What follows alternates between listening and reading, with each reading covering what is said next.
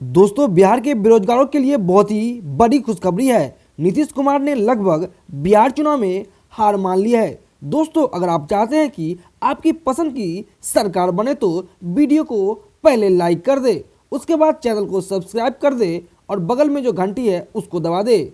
आज आपको बताऊंगा कि मोदी ने बिहार के लोगों को चिट्ठी क्यों लिखा, बिहार के मुख्यमंत्री ने क्यों कहा कि ये मेरा अंतिम चुनाव है, वहीं तेजस्वी यादव ने क्या किया ऐलान। तो दोस्तों, इसके अलावा भी और भी बहुत ऐसी जानकारी जिसे आपको जानना जरूरी होता है। तो चलिए वीडियो को शुरू से अंत तक जरूर देखिए। बिहार विधानसभा चुनाव 2020 के प्रचार के अंतिम दिन नीतीश कुमार का ऐलान, यह मेरा आखिरी चुनाव। बिहार के मुख्यमंत्री और जनता दल यूनाइटेड के राष्ट्रीय अध्यक्ष नीतीश कुमार ने कहा कि यह उनका आखिरी चुनाव है। गुरुवार को पूर्णिया के धमदाहा में एनडीए प्रत्याशी के पक्ष में प्रचार करने पहुंचे नीतीश कुमार ने कहा कि जान लीजिए, आज चुनाव प्रचार का आखिरी दिन है, परसों मतदान होगा और ये मेरा अंतिम चुनाव है। अंत भला तो सब भला। बिहार विधानसभा चुनाव 2020 के तीसरे और अंतिम चरण के लिए शनिवार को मतदान होगा। नीतीश कुमार के अंतिम चुनाव के ऐलान पर बोले तेजस्वी, मेरी बात सच हुई, उनसे बिहार संभल नहीं रहा है। बिहार के मुख्यमंत्री नीतीश कुमार के अंतिम चुनाव के ऐलान के बाद महागठबंधन की तरफ से सीएम कैंडिडेट और राजद नेता तेजस्वी यादव ने कहा कि मेरी बात सच साबित हुई। एएनआई से बातचीत में उन्होंने कहा कि मैं जो बात पहले से कह रहा हूं कि नीतीश कुमार जी थक चुके हैं, उनसे बिहार संभल नहीं रहा है। वो जमीनी हकीकत को पहचान नहीं पाए और उन्हें एहसास हुआ तो उन्होंने संन्यास लेने की घोषणा कर दी। बिहार चुनाव को लेकर बीजेपी का दावा, 1 करोड़ महिलाओं को बनाएंगे स्वावलंबी, 19 लाख रोजगार देगी एनडीए सरकार। गृह राज्य मंत्री नित्यानंद राय ने कहा कि एनडीए सरकार बनने पर 19 लाख रोजगार के अवसर सृजित करेंगे, साथ ही 1 करोड़ महिलाओं को स्वावलंबी बनाएंगे। एनडीए सरकार स्वयं सहायता समूह और माइक्रो फाइनेंस संस्थानों के माध्यम से 50,000 करोड़ से आधी आबादी को सम्मान मिल सकेगा। दुमका कोषागार मामले में लालू प्रसाद यादव की जमानत याचिका पर सुनवाई आज 9 को आ सकते हैं बाहर। चारा घोटाले के एक मामले में राजद प्रमुख लालू प्रसाद यादव की जमानत याचिका पर शुक्रवार को सुनवाई होगी। यह मामला दुमका कोषागार से अवैध निकासी से जुड़ा है। सुनवाई सीबीआई की विशेष अदालत में होगी।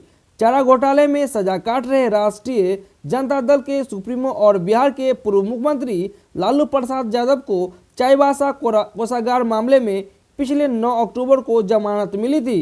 लालू ने चाईबासा ट्रेजरी केस में अपनी आधी सजा पूरी कर ली है, लेकिन अभी दुमका ट्रेजरी मामले की सुनवाई बाकी है। दुमका कोषागार मामले में लालू प्रसाद की आधी सजा 9 नवंबर को पूरी होने वाली है। इस तरह देखें तो इस मामले में लालू को जमानत मिलने की पूरी संभावना है। अंतिम चुनावी रैली से लौट नीतीश ने पीर मुराद शाह की मजार पर चढ़ाई चादर। 30 को खानकाह मुजीबिया भी गए थे। पहले चरण की वोटिंग के 2 दिन बाद ईद ए मिलादुन्नबी के मौके पर फुलवाड़ी शरीफ स्थित खानकाह मुजीबिया में चादर पोशी के बाद अब अंतिम चरण का चुनाव प्रचार खत्म कर पटना लौटकर मुख्यमंत्री नीतीश कुमार सीधे हाईकोर्ट मजार पहुंचे। यहां उन्होंने हजरत सैयद शहीद गुलाम सफदर पीर मुराद शाह की मजार पर शीश नवाया। नीतीश ने हाईकोर्ट मजार शरीफ पर चादर पोशी की और वहां मौजूद लोगों से खैरियत पूछ कर निकल गए। जुमेरात यानी गुरुवार को नीतीश कुमार ने काफी खास बना दिया। विधानसभा चुनाव के तीसरे चरण के चुनाव में आखिरी दिन सभा को संबोधित करते हुए उन्होंने विधानसभा चुनाव 2020 को अपना आखिरी चुनाव बताया। जनसभा में नीतीश के ऐसे संबोधन से राजनीतिक गलियारों में हलचल तेज हुई तो दूसरी तरफ उन्होंने हाईकोर्ट मजार पहुंचकर जीत की दुआ मांगी। प्रचार खत्म होने से 18 मिनट पहले प्रधानमंत्री ने लिखा बिहार वासियों के लिए पत्र। बिहार चुनाव के आखिरी चरण का प्रचार गुरुवार को समाप्त हो गया। आखिरी दिन के प्रचार से दूर रहे प्रधानमंत्री नरेंद्र मोदी ने बिहार के लोगों के नाम पत्र लिखा।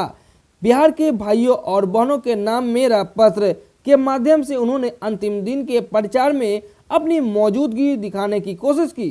पीएम ने कहा कि बिहार का विकास अटके नहीं, इसके लिए उन्हें बिहार में नीतीश कुमार की सरकार की जरूरत है। पीएम ने अपने 4 पन्नों की चिट्ठी में बिहार में ईज ऑफ लाइफ यानी बिहार वासियों के जीवन में सुख सुविधाएं और बढ़ाए जाने की बात कही है। इसके लिए उन्होंने बिहार में सीएनजी आधारित ट्रैफिक व्यवस्था लाने की बात कही है। बिहार को ऊर्जा गंगा योजना का अहम हिस्सेदार बताते हुए उन्होंने राज्य में गैस बेस्ड इकोनॉमी को विकसित करने की बात कही है।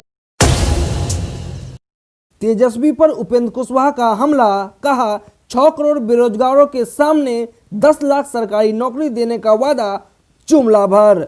रालोसपा प्रमुख उपेंद्र कुशवाहा ने गुरुवार को एक तीर से दो निशान साधे। तीसरे चरण के प्रचार के अंतिम दिन उन्होंने प्रेस कॉन्फ्रेंस में एनडीए और महागठबंधन पर हमला बोला। उन्होंने कहा कि जिस तरह से एनडीए के नेता जुमलेबाजी करने में माहिर हैं, उसी तरह तेजस्वी यादव 10 लाख नौकरी देने की बात कह रहे हैं। बिहार विधानसभा चुनाव में इस बार जमकर जुमलेबाजी हुई है।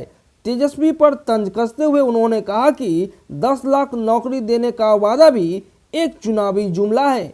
बिहार में 6 करोड़ लोग बेरोजगार हैं।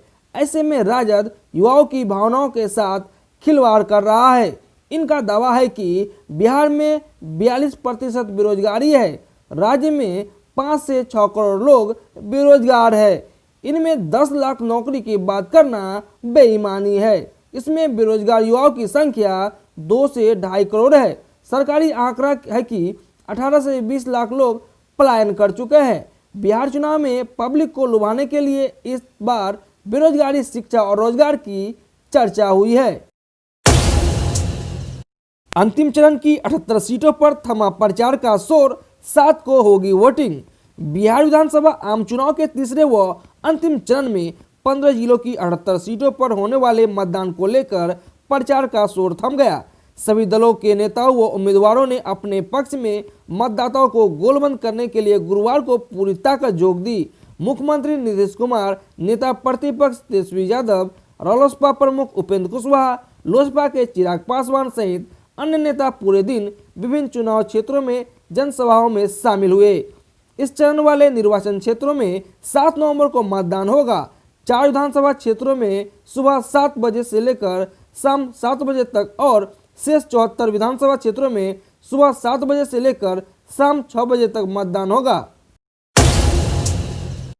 जीतन राम मांझी ने तेजस्वी पर बोला हमला, झूठा वादा कर लोगों को ठग रहे हैं विराज।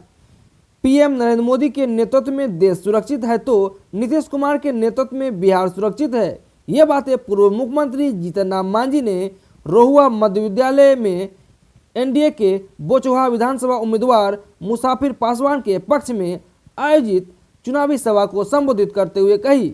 उन्होंने कहा कि डबल इंजन की सरकार रहने से राज्य का भरपूर विकास होगा। विपक्ष पर निशाना साधते हुए मांझी ने कहा कि जो लोग चमकी बुखार, बाढ़ व कोरोना के संक्रमण के दौरान गायब थे, आज नौकरी के नाम पर युवाओं को झांसा दे रहे हैं। उनकी मां व पिता के 15 वर्षों के शासनकाल में रोजगार खत्म हो गया। वहीं वीआईपी के राष्ट्रीय अध्यक्ष मुकेश सहनी ने कहा कि महागठबंधन नेताओं ने अति पिछड़ा के बेटे की पीठ में खंजर घोंपने का काम किया है। वहीं पीएम नरेंद्र मोदी व अमित शाह ने मरहम लगाने का काम किया है।